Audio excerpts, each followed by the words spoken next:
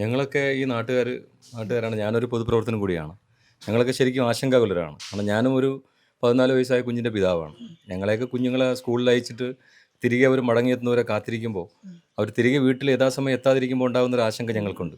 നാട്ടുകാരെ ആരെയും അറിയിക്കുകയോ ബന്ധുക്കളെ അറിയിക്കുകയോ ചെയ്തില്ല. അവരപ്പോഴും തന്നെ പോലീസ് സ്റ്റേഷനുമായി ബന്ധപ്പെട്ടു. പോലീസ് സ്റ്റേഷനുമായി ബന്ധപ്പെടുമ്പോൾ സ്വാഭാവികമായിട്ട് പോലീസ് തരേണ്ടത് അവർ വളരെ പേടിച്ചിട്ട് ആ പോലീസ് സ്റ്റേഷൻ സമീപിക്കുകയാണ്. അപ്പോൾ പോലീസ് പറഞ്ഞു, നിങ്ങൾ കാര്യം ചെയ്യുക, അവന് തലവേദന ഉണ്ടെന്നൊക്കെയാണോ പറയുന്നത്, അങ്ങനെയാണെങ്കിൽ നിങ്ങളുണ്ട് ഹോസ്പിറ്റലിൽ കൊണ്ടുപോകും. അപ്പോൾ ഇവർ പറഞ്ഞു, ഞങ്ങൾ ഏത് ഹോസ്പിറ്റലിൽ കൊണ്ടുപോകും സാറേ? അത് ഏതെങ്കിലും ഒരു ഹോസ്പിറ്റലിൽ കൊണ്ടുപോയിട്ട് നിങ്ങൾ തിരികെ വന്നു പറഞ്ഞു. അപ്പം ഞങ്ങൾ വ്യക്തിപരമായി ഞങ്ങൾക്കൊരു പൊതുപ്രവർത്തനം എന്നുള്ളതിൽ ചോദിക്കുകയാണ്. കാരണം 15 വയസ്സിന് താഴെയുള്ള ഒരു കുഞ്ഞിന് ഇത്തരത്തിലൊരു സംഭവം ഉണ്ടായാൽ ചൈൽഡ് ലൈനിനെ അറിയിക്കുകയോ അല്ലെങ്കിൽ പിന്നെ പോലീസിൻ്റെ സാന്നിധ്യത്തിൽ തന്നെ അവനെ മതിയായ സംരക്ഷണം ഉറപ്പുവരുത്തുകയോ ചെയ്യേണ്ട. അതിന് പകരം ഇവർ ചെയ്തത് വളർത്തുമ്മയുടെ നിർബന്ധപൂർവ്വം പറഞ്ഞ് നിങ്ങൾ തന്നെ കൊണ്ടുപോയിക്കോ. പോലീസ് അവർ കൈയൊഴിയാണ്. പോലീസിന്റെ ഭാഗത്ത് വളരെയധികം ഗുരുതരമായ ഒരു ഇതുണ്ട്. അവർ കൈയൊഴിഞ്ഞു.